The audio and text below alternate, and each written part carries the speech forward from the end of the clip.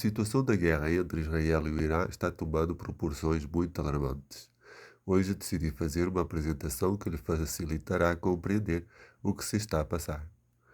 Compreendendo então a história de Israel através dos 5 R's.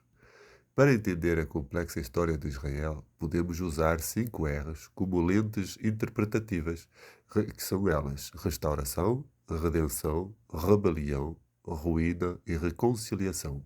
Restauração. A narrativa israelita começa com a promessa de Deus a Abraão de uma terra e uma descendência numerosa. Esta promessa se repete e se realiza em diferentes momentos. Com a saída do Egito, por exemplo, também temos o retorno do exílio babilônico, com Esdras e Neemias, e mais recentemente podemos averiguar no momento em que os judeus são tirados do campo de concentração e direcionados para a Palestina. A restauração, portanto, não é um evento único, mas um tema recorrente, representando a fidelidade contínua de Deus às suas promessas, mesmo diante da infidelidade do povo. Redenção.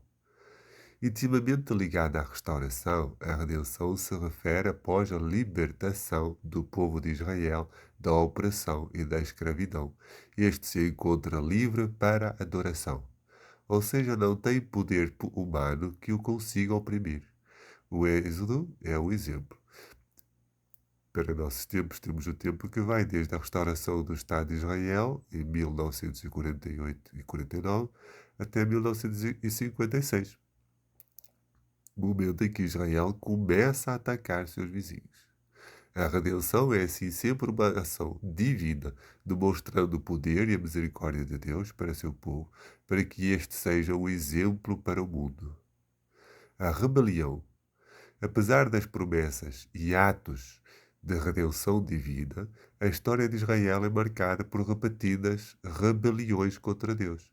O povo frequentemente se afasta da aliança, adorando outros deuses e desobedecendo aos mandamentos. Esta rebelião, muitas vezes resultante da incredulidade e da falta de confiança em Deus, tem consequências devastadoras. Temos, por exemplo, o caso em que Israel vai se aliar ao Egito para se rebelar contra o Império Babilônico, quando Deus tinha dito para não o fazer. Deus tinha mandado o profeta Jeremias para advertir Israel, mas a nação de Israel vai se revoltar contra Deus e fazer o que acham melhor porque se achavam invencíveis. No livro do Apocalipse, no capítulo 16, você pode ver que o dragão, que é o diabo, faz uma aliança com a besta que sobe do mar, que segundo a revelação do capítulo 17, 11 e 18, é o poder que controla Jerusalém, ou seja, Israel atual. Este ato de rebelião, que começou em 1956, está atingindo, depois das últimas guerras iniciadas por Israel, proporções alarmantes. Entre essas guerras, nós vemos mais relevantes que Israel iniciou ou participou recentemente. Temos, por exemplo, a Primavera Árabe, a guerra na Líbia, a guerra na Síria, os ataques constantes na Cisjordânia, a destruição da Palestina e atualmente temos a guerra iniciada por Israel contra o Irã. Temos agora o ponto ruína. A rebelião tem como consequência a ruína. A história de Israel é pontuada por períodos de derrota, exílio e sofrimento. A destruição do primeiro templo, a destruição do segundo templo, são exemplos dramáticos da ruína que resulta da desobediência a Deus. A ruína serve como um lembrete das consequências da escolha humana e da necessidade de arrependimento. Seguindo este plano, podemos deduzir, profetizar mesmo, que a nação de Israel vai voltar a ser arruinada. Como vivemos nos últimos tempos, devido ao avanço tecnológico e à presença de bombas nucleares, desta vez a nação de Israel não vai aceitar a derrota e vai partir com tudo.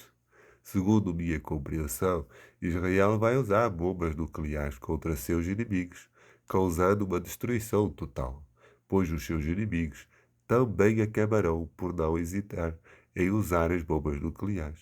Teremos então o cumprimento de Apocalipse capítulo 6, onde o céu se retirará após a queda das estrelas sobre a Terra, interpretada por mim como sendo uma guerra nuclear.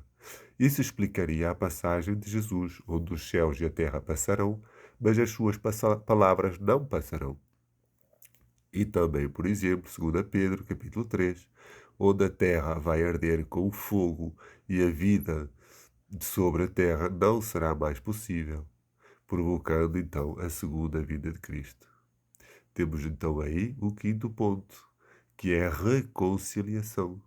Apesar da rebelião e da ruína, a narrativa bíblica enfatiza a possibilidade de reconciliar com Deus. Através do arrependimento, da confissão dos pecados e da busca pela justiça, o povo de Israel, o povo de Deus, pode se reconciliar com Deus e experimentar novamente a restauração, a redenção. Temos, por exemplo, o caso do rei Ezequias, ao rasgar as vestes e apelar ao povo para uma reconciliação com Deus. Temos também o caso do rei de Nínive, que decreta uma reconciliação com o Deus Criador. No fim dos tempos, a última reconciliação com Deus levará os salvos para a Nova Jerusalém. Assim, estes ciclos, ou este ciclo de 5 eras, se repete ao longo da história, demonstrando a persistência do amor, a misericórdia de Deus e o seu plano para restaurar a humanidade. Compreender a história de Israel através destes 5 R's permite uma interpretação mais profunda e clara, reconhecendo a complexidade da relação entre Deus e seu povo e a dinâmica entre a fidelidade divina e a infidelidade humana.